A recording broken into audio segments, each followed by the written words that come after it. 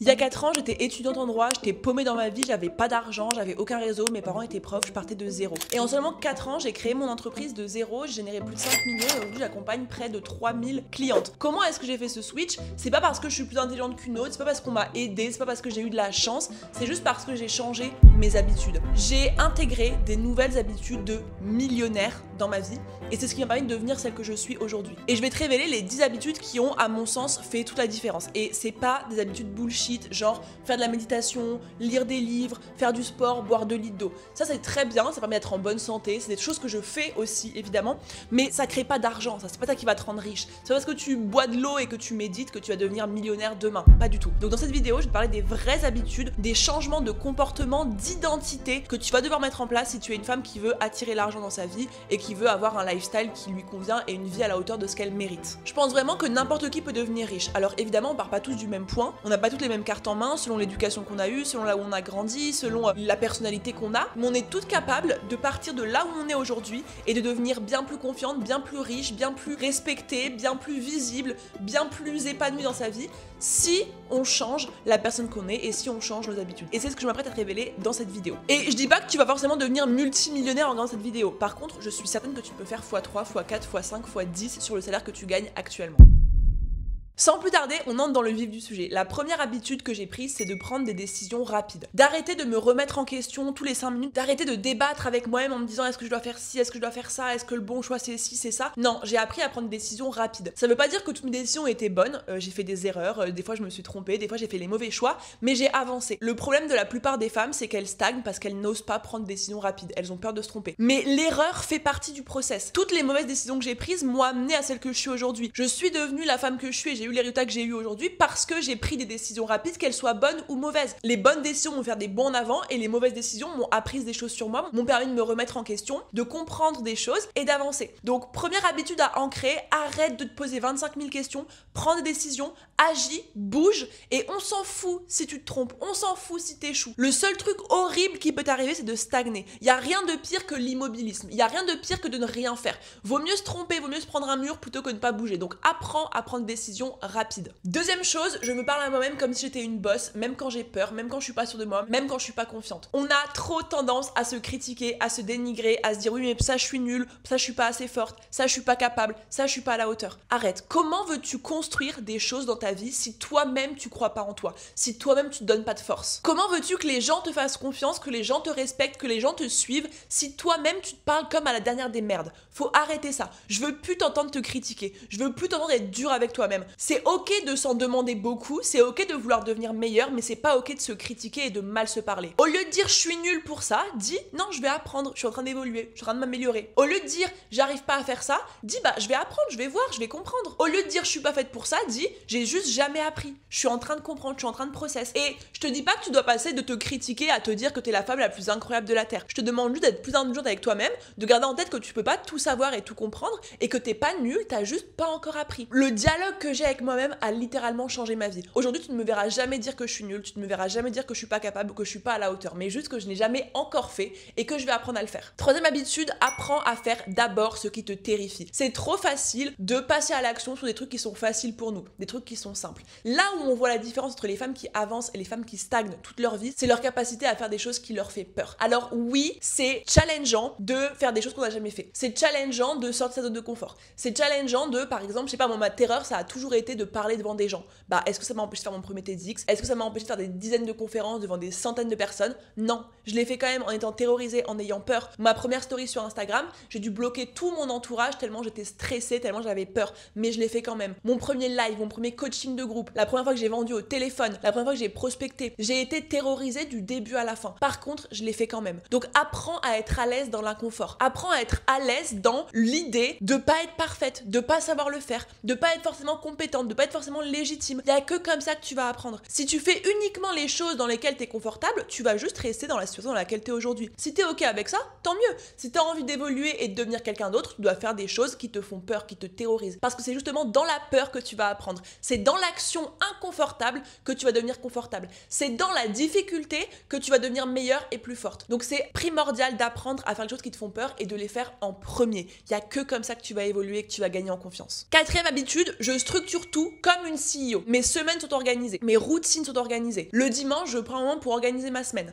Je structure mes journées, je fais des plans d'action. Je me dis, ok, lundi, je dois faire ça, ça, ça et ça. Mardi, je dois faire ça. Mercredi, je dois faire ça. Et je respecte mon plan. Je vais pas au freestyle. Tu peux pas atteindre un objectif, faire de grandes choses, vouloir gagner de l'argent, voire même vouloir devenir millionnaire si tes journées sont chaotiques. C'est impossible. Si tu te lèves le matin et que tu sais pas quoi faire précisément pour atteindre ton objectif, tu vas au mauvais endroit. Si tu te réveilles pas le matin en sachant précisément ce que tu dois faire aujourd'hui pour évoluer, t'iras nulle part. T'as besoin d'un plan. C'est comme si tu voulais atteindre une destination sans GPS. Un endroit où t'as jamais été et t'as pas de map, t'as pas de Google Maps, t'as pas de Waze, t'as pas de direction à suivre. Comment veux-tu y arriver? Comment veux-tu atteindre un objectif si t'as pas de plan chaque jour pour l'accomplir? Donc, depuis que j'ai compris ça, chaque semaine est organisée. Ça veut pas dire que je suis militaire. Moi, je suis quelqu'un quand même de spontané. Donc, par exemple, si lundi matin, je me réveille et j'ai pas envie de faire ce que j'avais dit que je ferais, bah, je prends les tâches que je m'étais dit pour le mercredi, par exemple, et je les fais lundi. Je prends ce que j'avais dit que je ferais le vendredi et je le fais le mardi. Je peux interchanger. Mais par contre, chaque semaine, je sais précisément toutes les actions que je dois accomplir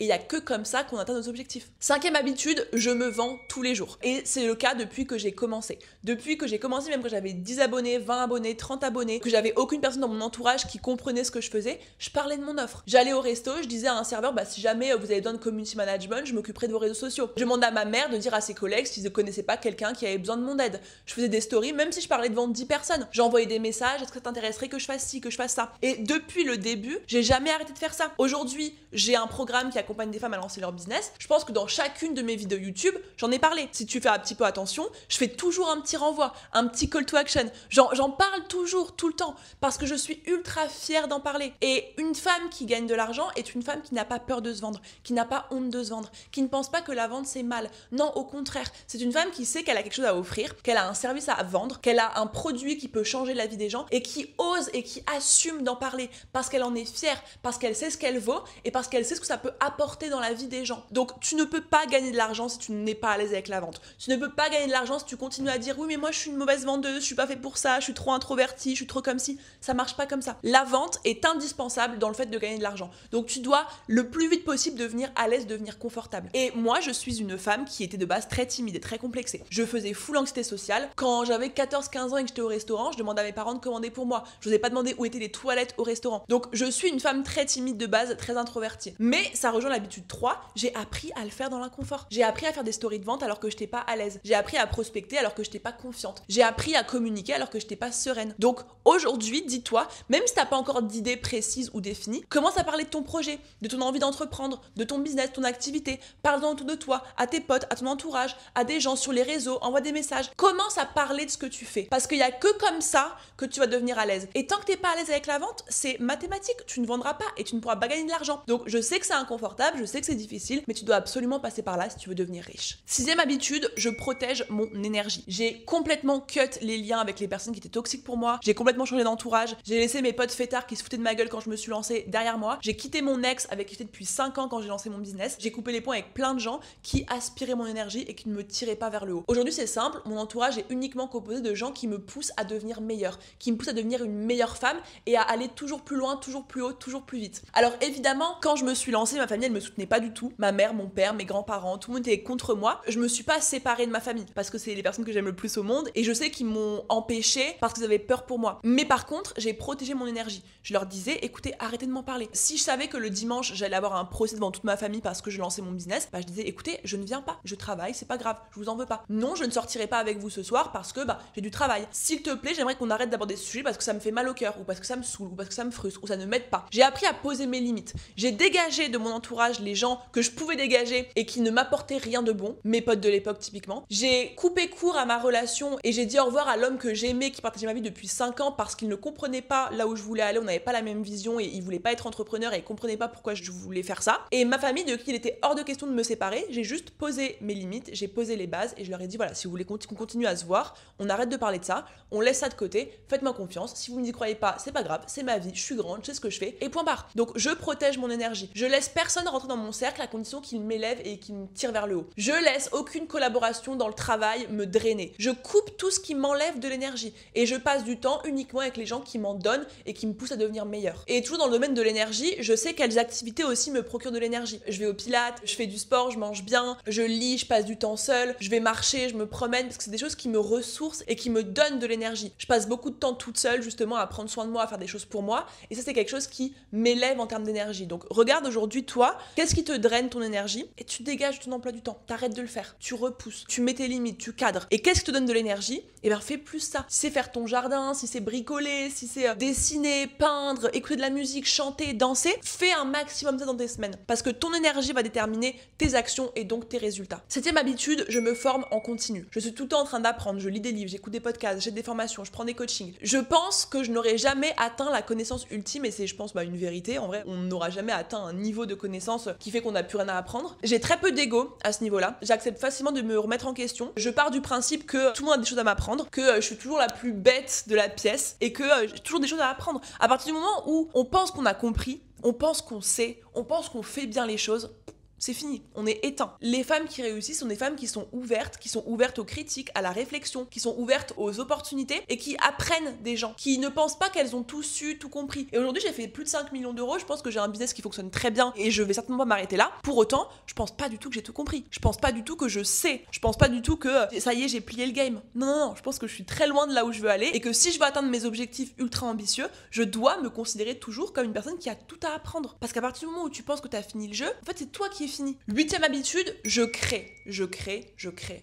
La force des femmes dans l'entrepreneuriat, c'est la créativité. Et on a un pouvoir monstrueux en termes d'idées, en termes d'inspiration, en termes d'intuition, en termes de création. Et je suis constamment en train de créer des nouveaux formats, des nouvelles vidéos. Je crée beaucoup de contenu, j'ai des nouvelles idées, j'essaye, je teste, je fais plein de choses et je réfléchis beaucoup. Et je suis très peu, par exemple, ce que font mes concurrents. Je suis pas là à les regarder, à les copier, à aller regarder ce que font les autres. Non, je suis dans ma tête, je m'inspire des discussions que j'ai au quotidien, de ce que je lis, de ce que je vois, de ce que j'entends et je teste. Je laisse libre cours à mes idées. Ah tiens, je vais tester ça. Des fois ça marche, des fois ça marche pas. Ah tiens, je ferais bien ça. Des fois c'est un flop monumental. C'est pas grave parce que je m'amuse dans la création. Je m'amuse dans le process. Je prends plaisir dans le chemin. Même si ça marche pas comme je le voudrais, même si ça atteint pas les objectifs que je veux, je laisse libre cours à ma créativité et je teste plein de choses. Et ça a fait toute la différence. 9e habitude, et j'en ai déjà un petit peu parlé, c'est que je suis entourée de gens qui me portent vers le haut. Je suis entourée de gens qui sont inspirants, qui sont ambitieux, qui ont la même vision que moi, qui ont les mêmes espoirs que moi. Je suis entourée de gens avec qui je peux dire sans problème, j'ai envie de faire 10 millions d'euros l'année prochaine et je suis pas jugée. Ils sont pas en mode qu'est-ce que tu racontes, n'importe quoi, ça marchera jamais. Ils sont en mode mais meuf, bien sûr, let's go, bien sûr que tu vas les faire. C'est aussi pour ça que j'ai créé Boost ton Biz. C'est une communauté où il y a que des femmes qui sont ambitieuses, qui ont les mêmes espoirs, les mêmes ambitions, les mêmes rêves, les mêmes objectifs et qui se jugent jamais. Quand je fais des lives avec mes clientes 3 fois par semaine, dans le chat, on est tout en mode j'ai fait 6 000 euros aujourd'hui. Putain, incroyable. J'ai fait 10 000 euros le mois dernier. Putain, meuf, c'est fou. J'ai l'ambition de faire 100 000 euros. Waouh, let's go, vas-y.